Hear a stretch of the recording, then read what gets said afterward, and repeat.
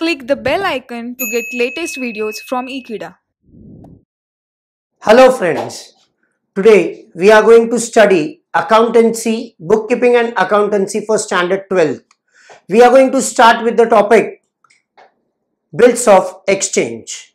Now, in this chapter, we are going to study what is bill of exchange, under which act it is approved, and what are the accounting treatment of that particular bill of exchange, and who all are the parties involved in that, and who maintains the account in which format.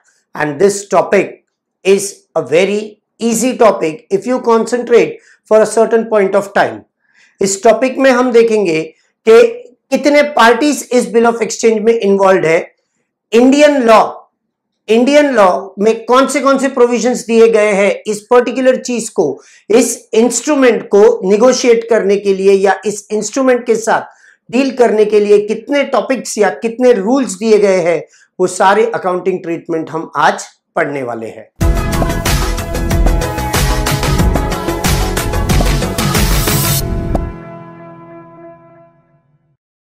Now we'll start with first introduction to bill of exchange. What exactly is bill of exchange? This is a negotiable instrument approved by the Negotiable Instrument Act 1881. According to that particular act, in section 5, they have given the total introduction to that particular bill of exchange, what that particular bill of exchange means. According to that section, this is a negotiable instrument which can be easily transferred from one instrument to या one person to another person. But sir, ये क्यों करते हैं या कब करते हैं? ये हम बिजनेस के अंदर करते हैं. जैसे समझो दो पार्टीज है, ए और बी. जैसे एक बिजनेस में दो पार्टीज होते हैं, एक बेचने वाला और एक खरीदने वाला. That is, one is seller and another is buyer. We will take the example of two parties, say A and B. A sold goods to B. A ने B को गुड्स बेच दिए.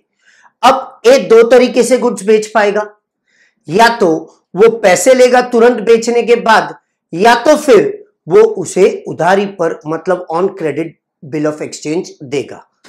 अगर उसने पैसे देकर बिल ऑफ एक्सचेंज दिया है या पैसे देकर गुड्स बेचे हैं, तो ऐसे सर्कमस्टेंसेस में उसको तो कोई प्रॉब्लम नहीं है. एक हाथ से गुड्स दिए और दूसरे हाथ से पैसा ले लिया, दोनों को अपने अपने चीजों का सेटिस्फैक्शन मिल गया.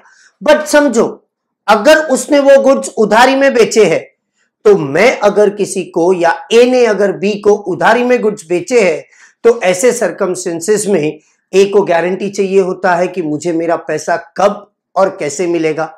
इसीलिए वो बी के ऊपर एक इंस्ट्रूमेंट ड्रॉ करता है. ये जो इंस्ट्रूमेंट होता है उसे हम कहते हैं बिल ऑफ एक्सचेंज. इस बिल ऑफ एक्सचेंज में क्या होता है, उसके अंदर एक रिटन ऑर्डर रहता है. उसके अंदर क्या रहता है, एक रिटन ऑर्डर रहता है, जहां पर ए बी को डायरेक्ट करता है कि इतने दिन बाद या इतने महीने बाद तुम उस बिल का पैसा या उस बिल के अंदर जो लिखा हुआ अमाउंट है वो तुम मुझे दोगे, जिसके बदले में पहले से तुमको मुआवजा मिल चुका है. मतलब जिसके पहले में you have already received the value of that particular bill. जैसे मैंने उसको गुड्स दे दिए हैं, मतलब उसको पहले से वैल्यू मिल चुका है.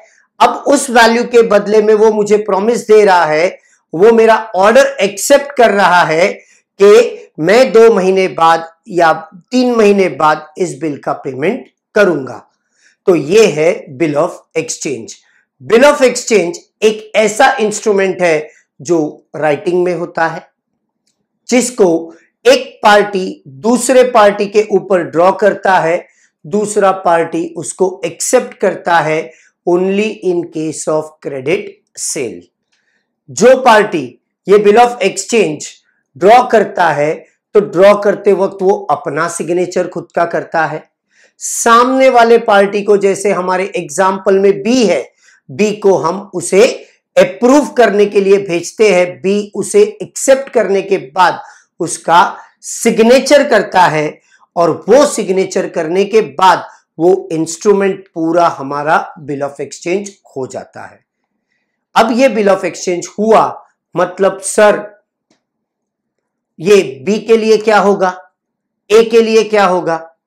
तो ए के लिए ये bill of exchange bills receivable होगा और बी के लिए ये bill of exchange bills payable होगा।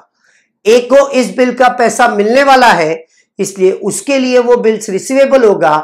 बी को ये पैसा देना पड़ेगा, चुकाना पड़ेगा, इसलिए वो उसके लिए बिल्स पेएबल होगा। बिल्स रिसीवेबल ये अपना एसेट होता है, जबकि बिल्स पेएबल हमारा लायबिलिटी होता है। इज इट क्लियर बच्चा लोग? Thank you for watching this video. Please stay tuned to Ekeeda and subscribe for Ekeeda for your further queries and solutions to your problems.